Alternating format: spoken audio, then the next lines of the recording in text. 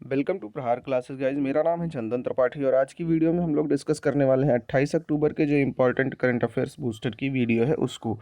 तो चलिए बिना समय गंवाए फटाफट डिस्कस कर लेते हैं। पहला सीरीज है डेज एंड इवेंट्स का। इसमें 27 अक्टूबर को मनाया गया है श्रव्य और विरासत दिवस के लिए विश्व दिवस।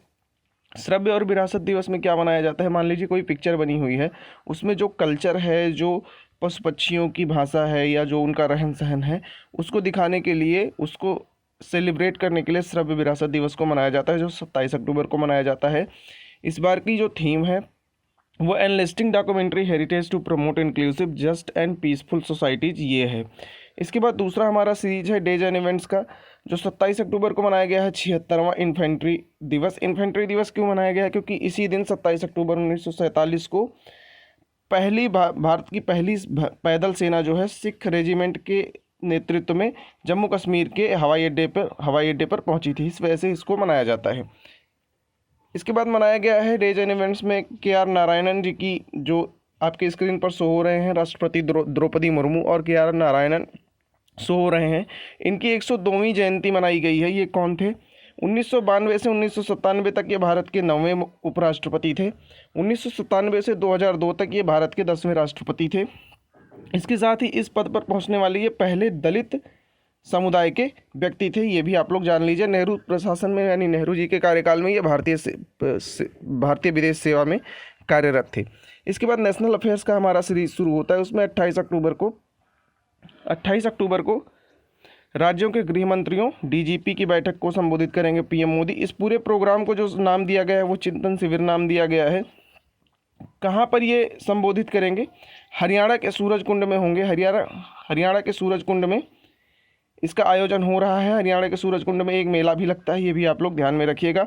किन किन चीज़ों पर ये बल होगा? आधुनिकीकरण पर होगा पुलिस के, साइबर अपराध जैसे प्रबंधन के मुद्दों पर विचार विमर्श होगा। इसके साथ ही इसमें केंद्रीय सशस्त्र पुलिस बल यानी सीएपीएफ और केंद्रीय पुलिस संगठनों यानी सीपीओ के महानिदेशक भी शामिल होंगे। इसके बाद नेशनल अफेयर्स में एक न्यूज आ रही है कि जीईएसी यानी जेनेटिक इंजीनियरिंग अप्राइजल कमेटी ने जीएम सरसों की व्यावसायिक खेती को मंजूरी दे दी है। सबसे पहले ये जान लीजिए कि जीईएसी जो है वो ministry of environment and forest के अंडर में आती है, उसके अंदर में ये काम करती है। 16 वर्षों में पहली बार ये ऐसा हुआ है कि अनुवांशिक रूप से संशोधित जो जीएम फसल हैं, यानी जो जेनेटिकली मॉडिफाइड फसल हैं, उन पे रिसर्च के लिए ये जीईएसी मंजूरी दिया था। और अभी जीईसी ने जीएम सरसों को की व्यावसायिक खेती के लिए मंजूरी दिया है। व्यावसायिक खेती इंपॉर्टेंट है, अपने खान पान के लिए नहीं, व्यावसायिक खेती के लिए इसको जो है वो मंजूरी दिया है। जीएम फसलें ऐसी होती हैं जिनका डीएनए आनुवांशिक रूप से चेंज कर दिया गया है। बीटी कपास जो है पहला और एकमात्र अभी तक था जेनेटिकली मॉडिफाइड क्रॉप, जिसको जो है वो जीएमईसी ने इसको मंजूरी दी थी, लेकिन अभी जो है वो जीएम सरसों को भी दे दिया है। ये आप लोग ध्यान में रखिएगा। जीएम कपास और जीएम बैगन के बारे में भी चल रहा है बात, पर अभी उसको मिला नहीं है। इसके बाद यूनाइटेड नेशन सिक्योरिटी काउंसिल की एक समिट हो रही है, आतंकवादी विरोधी बैठक हो रही है। कहाँ पर होगी? 28 अक्टूबर और 29 अक्टूबर को होगी। ये अपने भारत में हो रहा है। 28 अक्टूबर को जो है वो 28 अक्टूबर को मुंबई में होगा और 29 अक्टूबर को नई दिल्ली में होगा। ये आप लोग ध्यान में रखिएगा। इसकी जो थीम है वो आतंकवादी उद्देश्यों के लिए नई और उभरती प्रौद्योगिकियों के उपयोग से निपटना है। ये आप लोग ध्यान में रखिएगा। वर्तमान में क्या है, भारत जो है वो 2022 के लिए संयुक्त राष्ट्र सुरक्षा परिषद आतंकवादी विरोधी समिति का अध्यक्ष भी है। और संयुक्त राष्ट्र में भारत की अस्थायी प्रतिनिधि कौन है? वो रुचिरा कंबोज है। कुछ चीज़ें यूनाइटेड नेशन सिक्योरिटी काउंसिल के बारे में डिस्कस कर लेते हैं। जैसे यूनाइटेड नेशंस यानी संयुक्त राष्ट्र के 6 अंग होते हैं, उसमें से एक प्रमुख अंग ये भी है। जैसे वर्ल्ड बैंक एक प्रमुख अंग है, इसी तरीके से ये भी यूएनएससी एक प्रमुख अंग है। इसका जो प्रथम सत्र हुआ था वो 17 जनवरी 1946 को हुआ था। इसमें 15 सदस्य होते हैं। 5 जो है वो परमानेंट होते हैं, जिनको P5 बोलते हैं। हम लोगों ने 2-3 दिन पहले भी इसको डिस्कस किया। और 10 जो है वो नॉन परमानेंट होते हैं। परमानेंट मेंबर्स में चीन हो गया, रूस हो गया, फ्रांस हो गया, यूके हो गया और यूएस हो गया। इसकी जो स्थापना हुई थी 1945 में हुई थी। इसके बाद हम देख लेते हैं आसियान और इंडिया की 7th मिनिस्ट्रियल कॉन्फ्रेंस हो रही है, यानी 7वीं जो बैठक हो रही है, आसियान और इंडिया की मंत्री स्तरीय बैठक हो रही है। किस टॉपिक पर हो रही है, कृषि और वानिकी पर हो रही है, यानी कृषि और वन पर हो रहा है। इसमें जो केंद्रीय मंत्री हैं हमारे केंद्रीय कृषि मंत्री नरेंद्र सिंह तोमर, ये भारत के तरफ से प्रतिनिधित्व कर रहे हैं और इसके साथ ही बैठक में सह अध्यक्षता कर रहे हैं। ये भी आप लोग ध्यान में रखिएगा। बैठक के दौरान आसियान और भारत की साझेदारी के लिए एक प्लान बनाया गया जो 2021 से 2025 के बीच में फॉलोअप होगा। आसियान में कुल 10 मेंबर होते हैं, ये हम लोग जानते ही हैं। इस समय जो आसियान की अध्यक्षता है वो कंबोडिया के पास है, ये भी आप लोग ध्यान में रखिएगा। इसी के साथ आसियान के बारे में कुछ चीज़ें डिस्कस कर लेते हैं। इसमें 10 देश होते हैं। राजनीतिक और आर्थिक संघ है, ये राजनीतिक और आर्थिक संघ है, सैन्य संघ नहीं है, लेकिन सैन्य भी बनाया जा सकता है, अभी सैन्य नहीं है, ये आप लोग ध्यान में रखिएगा। इसके बाद इसके 10 देश को हम डिस्कस कर लेते हैं यहाँ पर। Brunei, Cambodia, Indonesia, Laos, Malaysia, Myanmar, Philippines, Singapore, Thailand और वियतनाम। सचिवालय इसका कहाँ पर है? जकार्ता, इंडोनेशिया में है और इस समय जो महासचिव हैं वो लिम जॉक होई हैं। इसके बाद इंटरनेशनल अफेयर्स की न्यूज़ में हम देख लेते हैं। मनोरंजन प्रयोजनों के लिए भांग के उपयोग को वैध करेगा जर्मनी जो है वो माल्टा के बाद पहला दूसरा यूरोपियन देश है, यूरोपियन संघ का देश है जो ऐसा करने वाला है। इसमें 20 से 30 ग्राम भांग आप अपने पास रख सकते हैं, इस पर कोई कार्रवाई नहीं होगी। इसके साथ ही ये जानना जरूरी है कि जर्मनी के चांसलर कौन है? ओलाफ स्कोल्ज इसके चांसलर हैं। इंडिया एंड वर्ल्ड के न्यूज़ में आ रहा है कि दो नए भारतीय समुद्री तटों को मिला है ब्लू फ्लैग प्रमाणन। केंद्रीय मंत्री जो है भूपेंद्र यादव, इन्होंने घोषणा किया है कि लक्षद्वीप में स्थित दो भारतीय समुद्री तटों को, यानी मिनिकॉय ठुंडी समुद्री तट और कदमत समुद्री तट को अंतर्राष्ट्रीय इको लेबल ब्लू फ्लैग मिला है। ब्लू फ्लैग क्या होता है? ब्लू फ्लैग ऐसे तटों को दिया जाता है जो विश्व स्तरीय स्तर पर साफ सफाई के लिए प्रचलित होते हैं, उनको ये दिया जाता है। तो अब भारत में टोटल 12 ब्लू फ्लैग समुद्री तट हैं जो दुनिया के सबसे समुद्री तटों में से एक को दिया जाता है, ये भी आप लोग याद रखिएगा। कौन देता है इसको? फाउंडेशन फॉर एनवायरमेंटल एजुकेशन द्वारा दिया जाता है। यह एक गैर लाभकारी संगठन है जो डेनमार्क में स्थित है।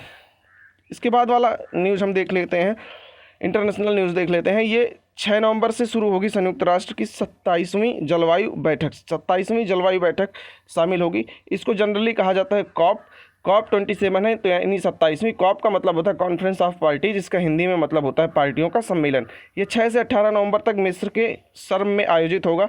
मिस्र के काहिरा में एक चल रहा है हमारा अभी प्रतियोगिता चल रहा है, उसको बोलते हैं ISSF, जिसमें शूटिंग के लिए हमारे देश में कई सारे मेडल आ चुके हैं, ये हम लोग काफ़ी डिस्कस कर चुके हैं, ये भी आप लोग याद रखिएगा। तो मिस्र के सन में चलेगा COP27। अफ्रीका में जो है ये अफ्रीका में कंट्री पड़ता है मिस्र में, तो अफ्रीका में 5वीं बार जलवायु सम्मेलन की मेज़बानी की जा रही है, ये भी याद रखने की बात है। इसमें तीन क्षेत्रों पर मुख्य रूप से जो है वो फोकस होगा। उत्सर्जन को कम करना, देशों को जलवायु परिवर्तन से निपटने में मदद करना और तकनीकी सहायता प्रदान करना तथा विकासशील देशों के लिए धन प्राप्त करना, इसकी जो है वो प्रमुख प्रियोरिटीज़ में से एक है। तो साइंस एंड टेक्नोलॉजी वाले न्यूज़ में हम लोग डिस्कस कर लेते हैं कि ओजोन का छिद्र जो है 2022 में कम हुआ है। नासा के द्वारा ये प्रेडिक्ट किया गया है। ओजोन छिद्र क्या होता है? ओजोन परत में जो पतलापन आ जाता है उसी को ओजोन छिद्र कहते हैं। ज़्यादातर ये दक्षिणी ध्रुव पर देखने को मिलता है, ये आप लोग ध्यान में रखिएगा। इसके साथ ही ये जानना जरूरी है कि ओजोन परत कहाँ होता है। ओजोन परत समताप मंडल में होता है। ओजोन परत का जो उपयोग होता है वो यूवी किरणों से हमारे शरीर को बचाता है ओजोन परत।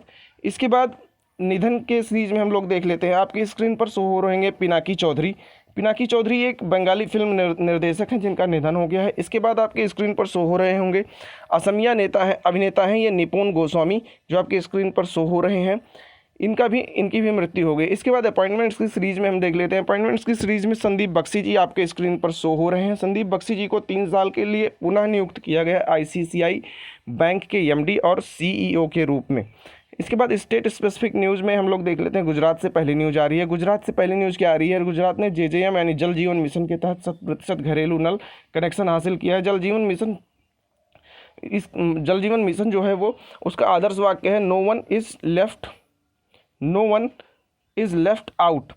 इसके बाद ये जानना जरूरी है कि जल जीवन मिशन के लिए जो अभी 100%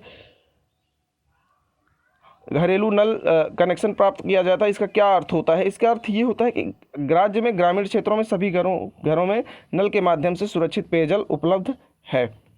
2019 में शुरू किया गया था यह मिशन और इसका जो लक्ष्य रखा गया था जल जीवन मिशन को 2019 में शुरू किया गया था। 2024 तक इसका लक्ष्य रखा गया था कि देश के सभी गाँवों में पीने योग्य पानी को पहुंचाना इसका लक्ष्य रखा गया था। इसके बाद केरला से दूसरी न्यूज आ रही है। केरल ने शुरू किया है महिलाओं के लिए अनुकूल पर्यटन परियोजना। अनुकूल पर्यटन परियोजना में क्या होगा, महिलाओं को जो है वो सारी ट्रेनिंग दिया जाएगा जो पुरुष वर्ग के लोग करते हैं। जैसे इनको गाइड की ट्रेनिंग दी जाएगी, इनको ड्राइवर की ट्रेनिंग दी जाएगी। इस तरीके से इसको अनुकूल बनाया जाएगा महिलाओं के पर्यटन के लिए। ये भी आप लोग ध्यान में रखिएगा।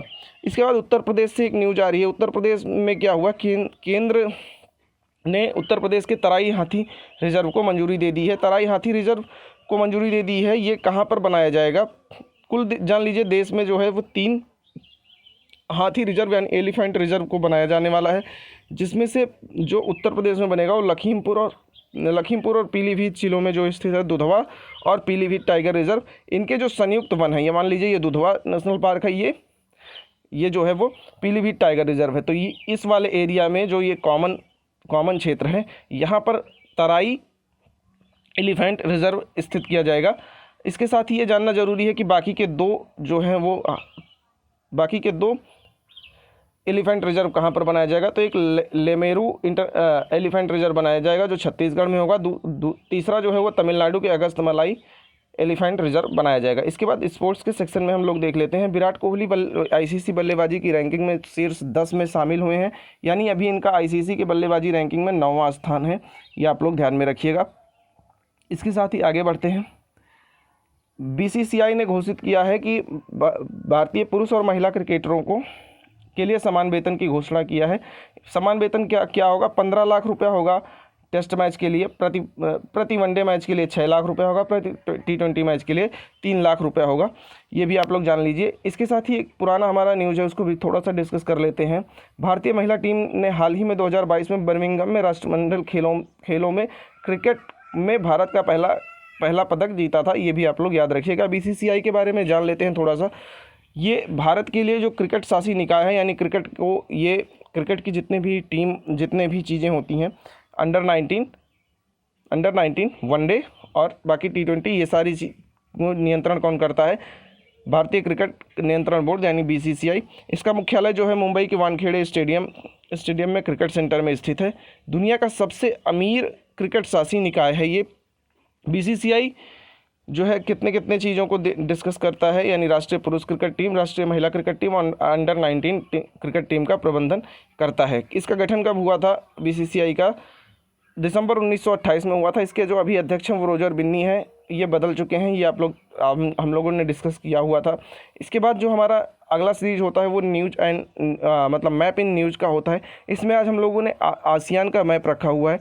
आसियान के 10 कंट्रीज़ को हम लोग यहाँ पर देखने वाले हैं मैप में। तो चलिए फटाफट डिस्कस कर लेते हैं। ये अपना म्यांमार है, लाओस, थाईलैंड, वियतनाम, कंबोडिया, 5 हो गए। मलेशिया हो गया, यहाँ पर सिंगापुर हो गया, ये ब्रुनई हो गया, फिलीपींस हो गया और इंडोनेशिया सबसे नीचे है। ये आप लोग देख सकते हैं। तो दोस्तों इस वीडियो में इतना ही है। होप आपको वीडियो इन्फॉर्मेटिव लगी हो, छोटी लगी हो। अगर ऐसा है तो वीडियो को लाइक कीजिए, चैनल को सब्सक्राइब कीजिए और अपने दोस्तों के साथ शेयर करना ना भूलें। Thank you very much.